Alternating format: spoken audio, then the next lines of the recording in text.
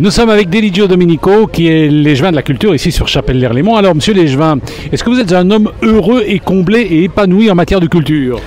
Ah oui, parce qu'à Chapelle, ce qu'il y a de fort intéressant et de, je trouve extraordinaire, c'est que quel que soit le domaine d'activité, on a une implication citoyenne très importante, et a fortiori en matière de culture. Il faut savoir qu'on a un tout petit centre culturel pour une commune de même pas 15 000 habitants, mais on a une trentaine d'associations culturelles regroupées en maisons des associations dans les années 70, et c'est véritablement ce regroupement en maisons des associations qui a créé naturellement après un centre culturel. Donc à Chapelle, la culture, elle est clairement faite par les citoyens, pour les citoyens.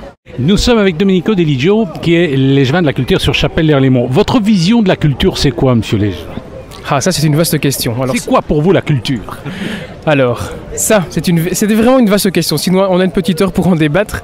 La culture, c'est quoi ? Moi, je pense que la culture, c'est véritablement ce qui met en avant l'être humain en tant que tel, avec un grand H, et qui lui permet de s'épanouir pleinement, de créer des ponts entre les civilisations et les différentes cultures, justement, par toute une série de choses, que ce soit l'écriture, que ce soit l'art, que ce soit la peinture. Et je pense que la culture, de manière générale, c'est véritablement par excellence ce qui crée de la cohésion sociale, du lien entre les êtres humains, et qui, plus que jamais, dans le contexte qu'on connaît, que ce soit national ou international, peut les rapprocher et se faire, à un moment donné, comprendre mutuellement, et ne pas arriver parfois à des conflits bêtes et méchants. Et je pense que la culture, c'est la véritable arme d'instruction massive. Nous sommes avec Domenico Deligio, qui est l'échevin de la culture sur Chapelle-l'Erlémont. C'est l'occasion de parler de la politique culturelle de Chapelle. Je vous ai posé une question vache tout à l'heure, je vais encore vous en poser une. Je me suis un jour disputé gentiment avec une collègue de la TV à qui je disais, mais moi je suis désolé, mais une kermesse au boudin et un carnaval, pour moi, c'est de la culture. Ah, c'est une autre vaste question, ça.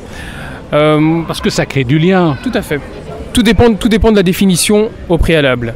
C'est vrai que j'ai parfois tendance à me dire également que la culture, tout un chacun peut voir quelque chose de culturel dans quoi que ce soit. J'ai écouté l'interview que vous avez faite de ma directrice Isa Di Sente quand vous lui avez demandé si Stella c'était de la culture.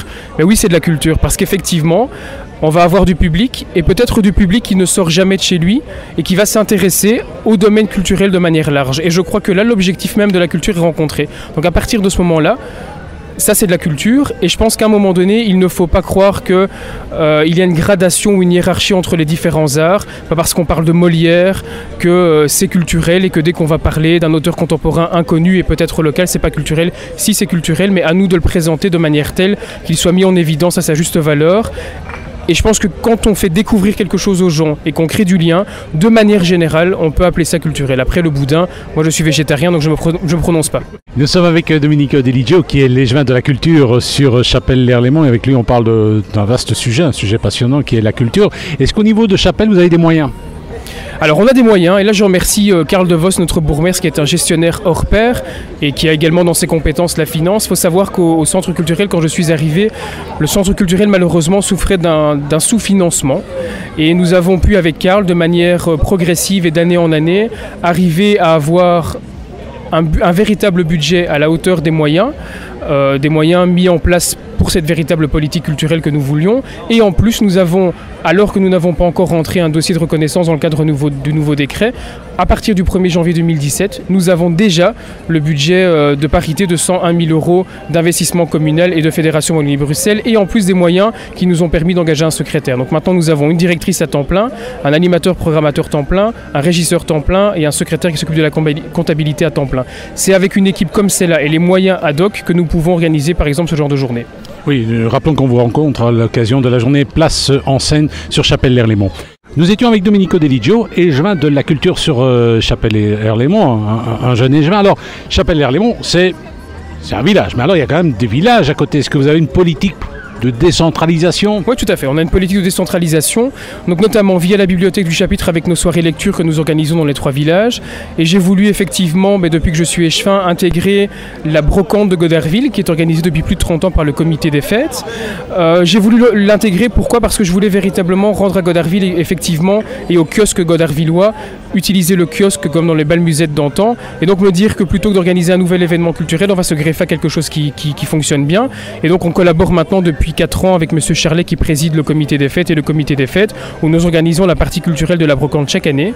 À Piéton, nous organisons également des choses avec la bibliothèque, et nous avons réintégré depuis cette année la Saint-Jean. On a réhabilité la Saint-Jean au sein de la commanderie via le centre culturel et grâce à Madame Passinas qui habite là. Et donc voilà, véritablement, on a une politique de décentralisation qui fonctionne bien parce que quel que soit, et je touche du bois en parlant, quel que soit l'événement que nous organisons, le public est plutôt présent et plutôt satisfait. Donc, au niveau infrastructure, vous avez l'hôtel de ville, la salle de l'hôtel de ville. Est-ce que vous avez des salles peut-être en dehors de Chapelle? Donc au niveau du centre culturel, on a la salle de l'hôtel de ville qui est le centre principal. On gère également la salle polyvalente de Godarville. Le Clos des Menus, qui est également une salle qui est mise à disposition dans le cadre du contrat pour les spectacles. Et d'ailleurs, on a la troupe La Rampe qui répète là-bas. Et on peut intégrer toute une série de lieux, et notamment l'espace public, de manière tout à fait ponctuelle et ordinaire, j'ai envie de dire, parce qu'il suffit, entre guillemets, de demander l'autorisation à la commune, qui nous est bien évidemment octroyée. Donc au collège, la culture a une voix qui compte. Ah clairement, je pense que la culture a une voix qui compte, le sport également. Je pense que ce qui est bien au collège, c'est qu'on ne fait pas d'hiérarchie entre les différentes compétences et différentes échevins, on met tous sur un même pied d'égalité. Et on a clairement, je pense, un bourgmestre qui, quand il s'est installé, a dit qu'il voulait que la transversalité soit le maître mot entre ces différents échevins. Et je pense que c'est la preuve, on peut chacun, dans nos différentes compétences, organiser de grandes choses qui fonctionnent bien, donc ça c'est formidable. C'est le mot de la fin. Monsieur Léchevin, merci.